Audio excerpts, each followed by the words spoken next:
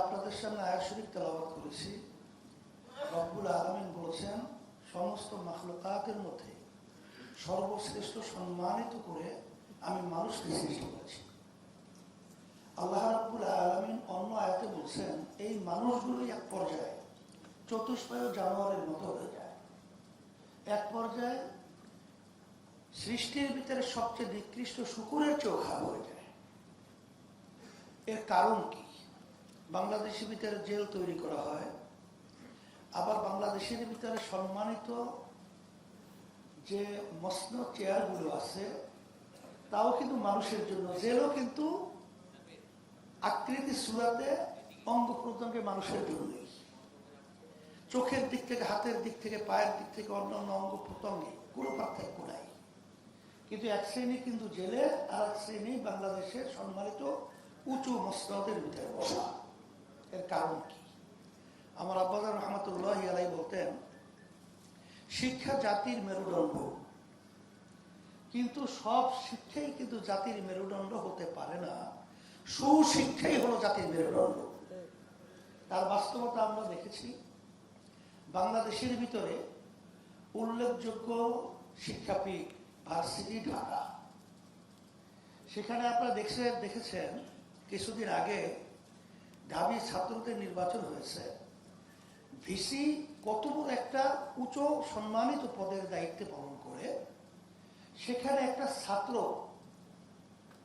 একটা সংগঠনের ছাত্র দলের সভাপতি, সেই এত বড় সম্মানিত ব্যক্তির সামনে তার আচরণটা, এটা কি বাংলাদেশের কোনো মানুষ এটাকে গ্রহণ করবে ভালো হিসাবে, না খারাপ বলবে?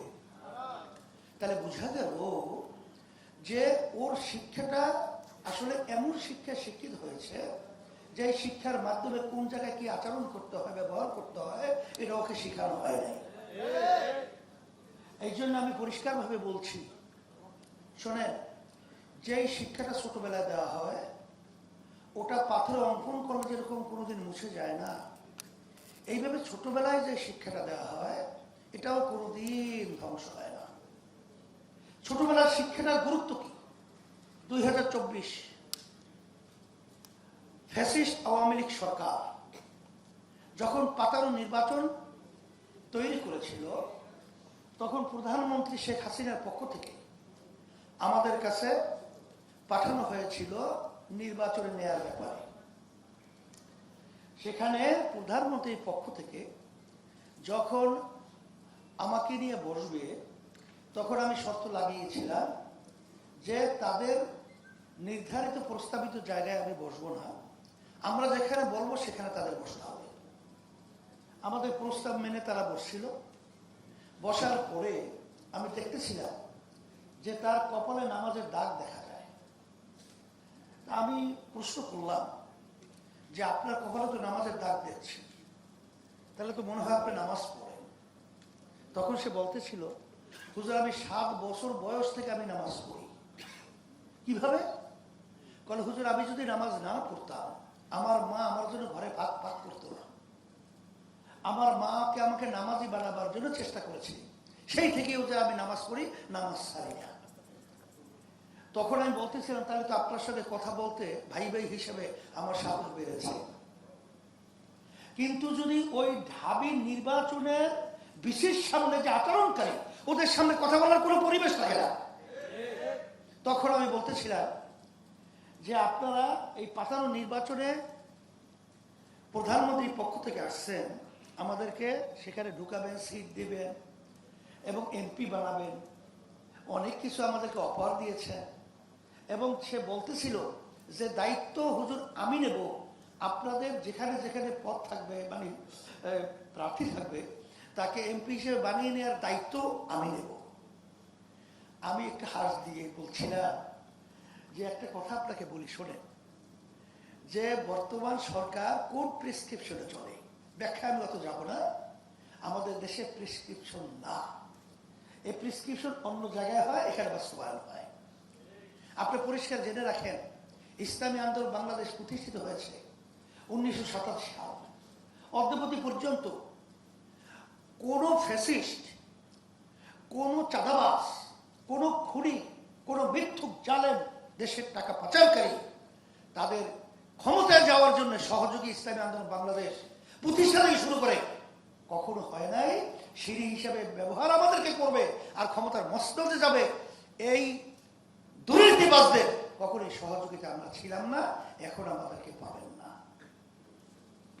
এক পর্যায়ে বলতেছিলাম, যদি আমাদেরকে সরকার চাপ প্রয়োগের মাধ্যমে এর ভিতরে ঢুকিয়ে ফেলে, তাইলে এই দেশের পক্ষে, মানবতার পক্ষে, দেশের কল্যাণের পক্ষে কে কথা বলবে, কারা বলবে, সেরকম একটা আপনি দল বের করে দেন। তখন এক পর্যায়ে সে প্রশ্নের উত্তর না দিতে পেরে তখন বলছে, হুজুর আপনাদের অবস্থান আমরা বুঝেছি, প্রধানমন্ত্রীকে এভাবেই বলবো। আলহামদুলিল্লাহ এরপর থেকে খুব একটা ডিস্টার্ব করে নেই, আমরা আল্লাহ মোটামুটি নিরিবিলি থাকছিলাম। তা যেই কথা আমি বলছিলাম, আমাদের সম্মানিত আহমদ আব্দুল কাদের বাচ্চু ভাই, আমাদের জালাল ভাই, আমাদের সম্মানিত মহাসচিব এবং আমাদের মাদানী সাহেব হুজুর সহ যে গুরুত্বপূর্ণ আলোচনা রেখেছেন, বাস্তবতা হলো এতটুকুই। আমরা কতদিন জেলে থাকবো, কতদিন আমরা দাবি তুলব, আসলে বাস্তবতা হলো এই 5ই আগস্টের পরে 2024 এখন ইসলামের পক্ষে একটা মাঠ কিন্তু তৈরি হয়েছে। আসলে মূল জায়গায় যদি না থাকা হয়, তাহলে এখানে আমরা চিল্লাচিল্লি করতে পারবো, জেলে যেতে পারবো, আমরা শাপলা চত্বর ঘটাতে পারবো, কিন্তু ওদের কাজ ওরা করেই যাবে। এর জন্য আলহামদুলিল্লাহ আমি সকল পূজার আহ্বান জানাবো, আসেন যে আজকে দুঃখ যে আজকে গানের শিক্ষক নিয়োগ দেওয়া হবে, আজকে স্কুলগুলো খালি হচ্ছে, আর আজকে বাংলাদেশের মানুষগুলো তাদের সন্তানদেরকে প্রাথমিক স্কুলে তারা পড়ানোর জন্য তারা তৈরি না। দিন আর দিন আমাদের বাড়ির সামনে প্রাইমারি স্কুল, ছাত্র নাই, ছাত্রী নাই, কোথায় যায়? এখন আপনারা বুঝেন না, বাংলাদেশের মানুষ কিন্তু ইসলামের পক্ষে মনের দিক থেকে, মানসিক দিক থেকে, সব দিক থেকে তৈরি হয়ে অপেক্ষায় আছে। আমরা যারা নেতৃত্ব দিচ্ছি, যদি আজকে আমরা তাদেরকে সঠিক পথে পরিচালনা করতে ব্যর্থ হই, ভবিষ্যৎ প্রজন্ম আমাদের যখন ইতিহাস রচনা করবে, তখন আমাদের ব্যাপারে কলঙ্ক, ধিক্কার জানিয়ে ইতিহাস রচনা করবে। এই জন্য আমরা 53 বছর দেখেছি, বহু সরকারের পরিচালনা আমরা দেখেছি, আমরা মূল্যবোধের সরকার ইসলামের দেখেছি, কিন্তু আসলে তারা শরিয়া আইনে বিশ্বাসী না, এবং তারা ইসলামী পন্থা উত্থান তারা সহ্য করতে পারছে না, এবং তারা কিন্তু বাংলাদেশের ভিতরে মৌলবাদীদের অভয়ারণ্য, এরা তারা সহ্য করতে পারছে না। আজকে আমাদের ভিতরে চিন্তার ব্যবধান থাকতে পারে, কিন্তু আমি পরিষ্কার বলবো, কখনই পরগাছা হয়ে মূল গাছের ভূমিকা পালন করা যায় না। এখন কিন্তু গাছ হওয়ার মতো পরিবেশ তৈরি হয়েছে। আমি সকল পূজার আহ্বান জানাচ্ছি, আর বর্তমান অন্তর্বর্তীকালীন সরকারকে আমি পরিষ্কারভাবে বলবো, আপনারা কিন্তু বাংলাদেশের জনগণের ভোটে নির্বাচিত সরকার নয়, আপনারা ওখানে বসেছেন। আমি প্রথম দিন ডক্টর ইউনূস সাহেবকে বলেছি যে আপনি যদি দেশ সুন্দর পরিচালনা করতে হয়, তাহলে আপনার বিশেষ করে লক্ষ্য রাখতে হবে যে দেশের মধ্যে 92% জনের মধ্যে মুসলমান বসবাস করে, আর এই মুসলমানদের নেতৃত্ব কিন্তু আসলে বাস্তবতা হলো সম্মানিত উলামায়ে কেরাম।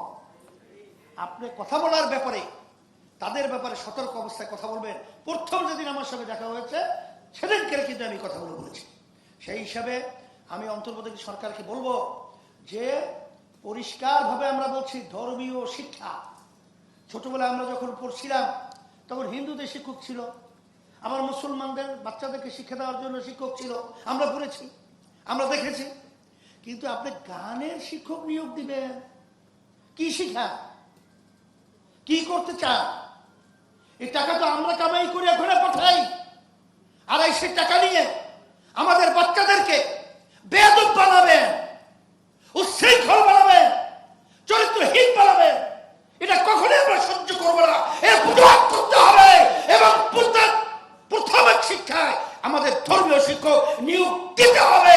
এটা যদি আপনারা ব্যতিক্রম করেন, তাহলে আমাদের বাংলাদেশের জনগণ ইসলাম প্রেমিক, ধর্ম প্রেমিক সবাই কিন্তু রাষ্ট্র জানাতে বাধ্য হব। কথা পরিষ্কার। আপনাদের বিশেষ করে উপস্থিত হওয়ার জন্য ধন্যবাদ জানাচ্ছি। আর সম্মানিত উলামায়ে কেরাম সহ বাংলাদেশের সমস্ত মানুষকে আমরা বিশেষ করে বলবো যে দেশ কিন্তু সুন্দর সাজাবার একটা পরিবেশ তৈরি হয়েছে। আমরা যেন এই সুন্দর পরিবেশকে আমাদের অবহেলায় নষ্ট না হয়, এই উদাত্ত আহ্বান জানাচ্ছি। সাংবাদিক বন্ধুদেরকে আমি বলবো যে আপনারা যেহেতু এই দেশে বসবাস করেন, এই দেশের সন্তান, আমরা যেন আর ফ্যাসিস্ট এবং চাঁদাবাজ এবং যারা নাকি বিদেশে পাচার করে লক্ষ লক্ষ মানুষদেরকে মিথ্যা কেসের মাধ্যমে তাদের সংসার বিলীন করে, এরা যেন আর ক্ষমতায় আসতে না পারে। এইভাবে আপনাদের কলম, এইভাবে আপনাদের দায়িত্ব আপনাদের পালন করার জন্য আমি উদাত্ত আহ্বান জানাচ্ছি এবং বিশেষ করে সকলকে ধন্যবাদ জানিয়ে আমার আলোচনা শেষ করছি। আর আগামী শুক্রবার জুমাবার এই যে গানের শিক্ষক বাতিলের লক্ষ্যে জাতীয় উলামা মাশায়েখ আইম্মা পরিষদ সারা দেশে তারা কি করবে, বাইতুল মোকাররমের উত্তর গেটে বিক্ষোভ মিছিল করবে এবং সারা দেশে আরো তাদের প্রোগ্রাম রয়েছে, মানববন্ধন সহ। এবং আগামী দিন সর্বদলীয় সাংবাদিক সম্মেলন এখানেই হবে বিকাল 3টায়। আল্লাহ আমাদের এই সেমিনারকে দিনের জন্য, ইসলামের জন্য, মানবতার কল্যাণের জন্য, দেশের কল্যাণের জন্য কবুল করুন। রব্বানা আতিনা ফিদ দুনিয়া হাসানাতাও ওয়া ফিল আখিরাতি হাসানাতাও